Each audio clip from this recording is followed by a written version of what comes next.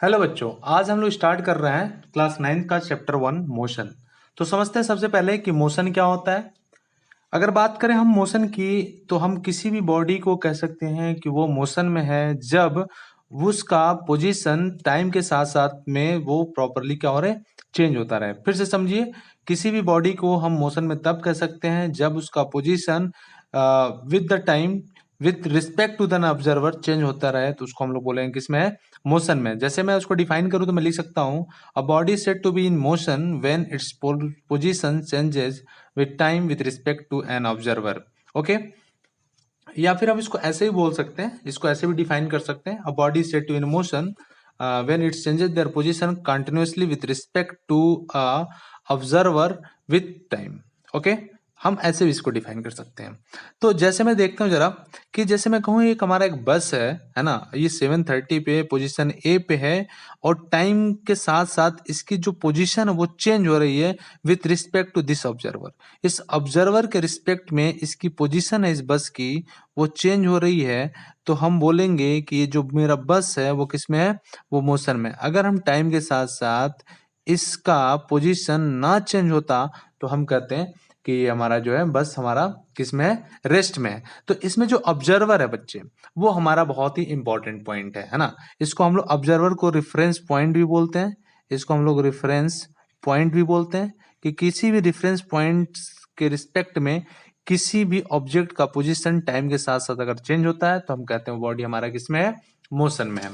और उसी तरह से अगर हम बात करें रेस्ट की, तो रेस्ट को हम देखिए हम कैसे बोलते हैं, a body said to be in motion said to be in rest when its position does not change with time with respect to an observer.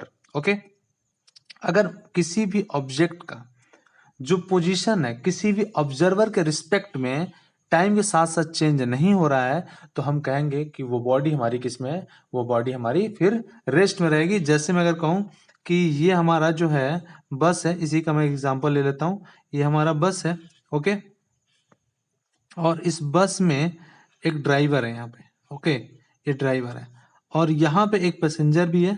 Okay, तो अगर मैं बात करूं, ये हमारा 7:30 है, और यहाँ 7:30 से अगर 8 o'clock पे ये जो मेरा बस है, और ये बस, ये जो हमारा बस है, ये ए से बी पे पहुंच जाता है। ओके, समझिएगा बात को, ए से बी पे पहुंच जाता है, और यहाँ पे जो ड्राइवर है, ड्राइवर की पोजीशन वही है, और यहाँ पे जो पैसेंजर है उसकी पोजीशन वही है। इसको मैं बोल देता हूँ ड्राइवर, इसको मैं बोल देता हूँ पैसेंजर, इसको मैं ड्राइवर और इसको पैसेंजर।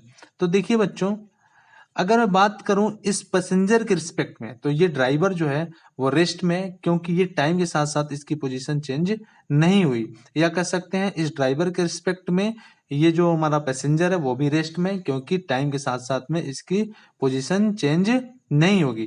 तो विथ रिस्पेक्ट टू अगर हम ड्राइवर देखें तो पैसेंजर रेस्ट में है, और रेस्ट अगर हम पैसेंजर के रिस्पेक्ट में देखें तो ड्राइवर रेस्ट में है। क्योंकि बच्चों अगर ये मोशन में होता तो पता चलता है ये बस से बाहर आ गया, या फिर ये बस से नीचे गिर गया, है ना। तो ये डिपेंड करता है किसी बॉडी का रेस्ट में होना या मोशन में होना, ये डिपेंड करता है कि हम किसके रिस्पेक्ट में चीजें देख रहे हैं। हाँ, किस ऑब्जर्वर के रिस्पेक्ट में हम चीजें देख रहे हैं, उसको हम लोग रेफरेंस पॉइंट भी बोलते हैं। अगर मैं कहता कि यहाँ पे मेरा एक ऑब्जर्वर है जो खड़ा है, अब उसके रिस्पेक्ट में ये बस, ये ड्राइवर और ये पैसेंजर दोनों मोशन में होते हैं, लेकिन हमारा जो ऑब्जर्वर हो क्या है, बस के अंदर ही है। तो ये हमारा ऑब्जेक्ट जो है, ये हमारे जो पैसेंजर है या फिर ड्राइवर कह सकते हैं, दोनों हमारे किस में है, रेस्ट में है। ओके, बात समझ में आया। तो हम रेस्ट को ऐसे डिफाइन कर सकते हैं, body said to be in rest when its position does not change with time with respect to an observer. Okay बच्चों, चलो, तो ये बातें हम लोगों ने देखा कि जो मोशन होता है या फिर रेस्ट होता है वो क्या होता है, यह एक रिलेटिव टर्म है। यह एक बच्चों क्या है, रिलेटिव टर्म है। तो किसी भी बॉडी क्या या किसी भी ऑब्जेक्ट को रेस्ट में होना या मोशन में होना, यह एक रिलेटिव टर्म है। किसी ऑब्जर्वर के रिस्पेक्ट में हम किसी भी ऑब्जेक्ट को बता पाते हैं कि वो ऑब्जेक्ट हमारा किस में है, मोशन में है या फिर हमारा वो रेस्ट में है। ओके, चलिए, अब हम लोग बात कर, चलिए बच्चों, ये तो हम लोग जान गए। अब जरा हम लोग बात करते हैं टाइप्स ऑफ मोशन की। अगर हम लोग बात करें टाइप्स ऑफ मोशन की, तो देखिए हम लोग क्या लिख सकते हैं। टाइप ऑफ मोशन की बात करें तो इस लेवल पे, क्लास 9th के लेवल पे, हम लोग तीन तरह का मोशन पढ़ेंगे। पहला जो हम लोग पढ़ेंगे वो पढ़ेंगे rectilinear motion, rectilinear motion, okay. और दूसरा जो हम लोग पढ़ेंगे वो पढ़ेंगे बच्चों circular motion, circular motion, okay.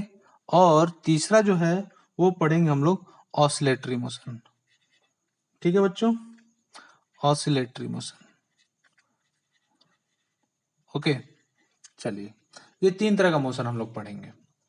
तो सबसे पहले हम लोग बात करें कि रेक्टिलिनियर मोशन क्या होता है। रेक्टिलिनियर मोशन क्या होता है बच्चों? रेक्टिलिनियर मोशन को अगर मुझे डिफाइन करना हो तो हम लोग ये बात बोल सकते हैं कि जो स्ट्रेट लाइन मोशन होता है उसी को हम लोग बोलते हैं क्या, रेक्टिलिनियर मोशन। या इसको डिफाइन करना हो तो हम लोग ऐसे लिख सकते हैं, a body is said to be in rectilinear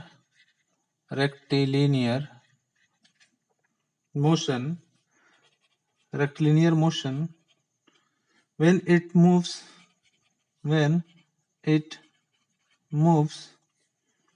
in a straight line, ठीक है।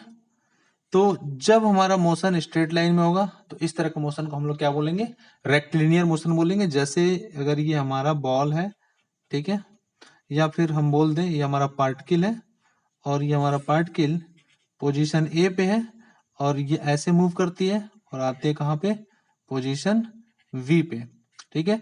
तो ये जो मोशन होगा, ठीक है बच्चों, इसको 1D मोशन भी बोलते हैं, वन डायमेंशन मोशन भी बोलते हैं, इसको 1D मोशन भी बोलते हैं, या फिर हम इसको ऐसा बोल सकते हैं, इसको हम बोल सकते हैं क्या, rectilinear motion, okay, rectilinear motion, okay. हमको ऐसे से टर्मिनोलॉजी भी जानना है क्योंकि हम लोग यहाँ पे क्लास 9 ही नहीं बल्कि इसके साथ में एनटीएससी लेवल की भी चीजें करेंगे। तो रेक्टिलिनियर मोशन वो मोशन होता है जब हमारा कोई बॉडी या पार्टिकल स्ट्रेट लाइन मोशन करता है, तो ऐसे मोशन को हम लोग क्या बोलते हैं, रेक्टिलिनियर मोशन बोलते हैं, ओके। चलिए, दूसरा अगर हम लोग बात करें तो वो था circular motion, circular motion, okay. चलिए बच्चों, सर्कुलर मोशन क्या होता है जरा इसको समझते हैं। सर्कुलर मोशन हम तब कहेंगे किसी बॉडी को कि वो सर्कुलर मोशन में है जब जब क्या हो, उसका जो पाथ हो वो सर्कुलर पाथ हो। जैसे मैं अगर इसको ऑरिजिन बोलता हूं, ये हमारा ओरिजिन है, ओके। और यहां से अगर आर रेडियस पे कोई एक पार्टिकल है और उसका जो पाथ है अगर वो सर्कुलर होता है, ठीक है, तो ये जो मोशन कहलाएगा वो कहलाएगा क्या, सर्कुलर मोशन। इस मोशन को हम लोग क्या बोलेंगे, सर्कुलर मोशन।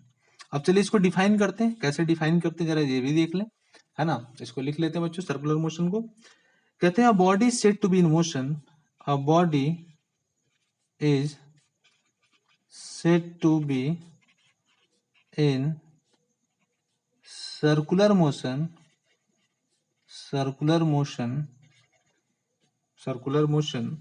कब बोलेंगे circular motion, when it moves in a circular path, in a circular path, okay. जब मोशन हमारा सर्कुलर पाथ पे होगा तो ऐसे मोशन को हम लोग क्या बोलेंगे, सर्कुलर मोशन बोलेंगे, ठीक है बच्चों। चलो अब रेक्टिलिनियर मोशन को एक बार और समझ लेते हैं। स्ट्रेट लाइन मोशन को ही हम लोग बोलते हैं रेक्टिलिनियर मोशन, या इससे हम बोलते हैं 1D मोशन, ठीक है, वन डायमेंशन मोशन ही बोलते हैं। जब कोई पार्टिकल किसी एक डायरेक्शन में स्ट्रेट लाइन मोशन करती है तो इस मोशन को हम लोग बोलते हैं रेक्टिलिनियर मोशन। सर्कुलर मोशन होता है कि जब हमारी कोई बॉडी सर्कुलर पाथ में मूव करती है तो इस मोशन को हम लोग क्या बोलते हैं, इस मोशन को हम लोग बोलते हैं सर्कुलर मोशन, ओके बच्चों। चलिए नोट कर लीजिए फटाफट और फिर हम लोग आगे बढ़ते हैं, ओके। चलिए, तो अब हम लोग बात करें ऑसिलेटरी मोशन को। ऑसिलेटरी मोशन को हम ऐसे डिफाइन करते हैं, जब कोई भी बॉडी किसी मीन पोजीशन के about to and fro motion करे तो ऐसे मोशन को हम लोग क्या बोलते हैं, ऑसिलेटरी मोशन बोलते हैं। देखिए मैंने डिफाइन भी करा, a body said to be in oscillatory motion when it moves to and fro repeatedly about a mean position. जैसे मैं कहूं ये हमारा एक पेंडुलम है, ओके, ये पेंडुलम है जिसकी लंबाई L लेंथ की है, ठीक है बच्चों।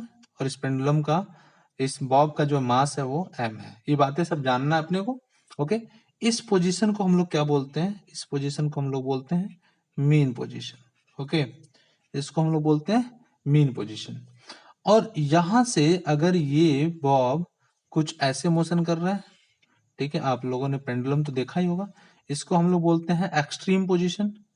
इस पोजीशन को हम लोग बोलते हैं एक्सट्रीम पोजीशन। ओके, इस पोजीशन को हम लोग बोलते हैं एक्सट्रीम पोजीशन। और अगर मान लीजिए ये जो हमारा मोशन हो रहा है पेंडुलम का कुछ ऐसे हो, to and fro, back and forth, इसको हम लोग बोलते हैं, ये भी इसका एक्सट्रीम पोजीशन हुआ। इसको भी हम लोग बोलते हैं क्या? Extreme position. ओके, इसको भी हम लोग क्या बोलते हैं? एक्सट्रीम पोजीशन बोलते हैं। ठीक है, तो अगर ये motion back and fourth motion हो, बैक एंड फोर्थ मोशन हो, तो इस तरह के मोशन को हम लोग क्या बोलते हैं? इस तरह के मोशन को हम लोग ऑसिलेटरी मोशन बोलते हैं। जरा इसको रिप्रेजेंट किया जाए तो देखिए, ये अगर बॉब है, इसको मैं रिप्रेजेंट करूं तो ये मोशन कुछ ऐसे होगा। ये इधर से गया, ये मीन पोजीशन, ये एक्सट्रीम पोजीशन, ठीक है ना, ये गया यहाँ पे, और फिर ये यहाँ से आया कहाँ पे? मेन पोजीशन पे, और फिर आया यहाँ पे कहाँ पे? Extreme position. इसको एक्सट्रीम पोजीशन बोलेंगे। फिर एक्सट्रीम पोजीशन पे आया, और फिर एक्सट्रीम पोजीशन से कहाँ पे आया? मेन पोजीशन पे। तो इसने कितना कंप्लीट किया? 1 सर्किल कंप्लीट किया, कह सकते हो। ये यहाँ से गया, यहाँ आया, फिर यहाँ गया, फिर यहाँ आया। ठीक है, इसको वन ऑसिलेशन भी बोलते हैं। तो इस तरह से इस मोशन को हम लोग बोलते हैं ऑसिलेटरी मोशन, या इस आप इसको बोल सकते हो कि a body said to be in oscillatory motion when it moves to and fro repeatedly about the mean position। जब मीन पोजीशन के अबाउट ये टू एंड फ्रो मोशन करे, तो इस तरह के मोशन को हम लोग कौन सा मोशन बोलेंगे? इसको हम लोग बोलेंगे ऑसिलेटरी मोशन। ओके बच्चों, चलिए, अगर आपने अभी तक चैनल सब्सक्राइब नहीं किया है तो प्लीज आप सब्सक्राइब करें। सर्च करें कहाँ पे बच्चों? यूट्यूब पे physics daily Kanhaiya Yadav. Okay, और इसको सब्सक्राइब करें, क्योंकि बच्चों ये जो क्लास 9 के लिए मैं एक स्पेशल वीडियोस बना रहा हूँ, और इसमें हमको क्लास 9 से एनटीएससी लेवल तक हम लोग लेके जाएंगे। तो इसको सब्सक्राइब करिए, अपने दोस्तों को भी बताइए। यूट्यूब में सर्च करें physics daily Kanhaiya Yadav. Thank you बच्चों, थैंक यू वेरी मच।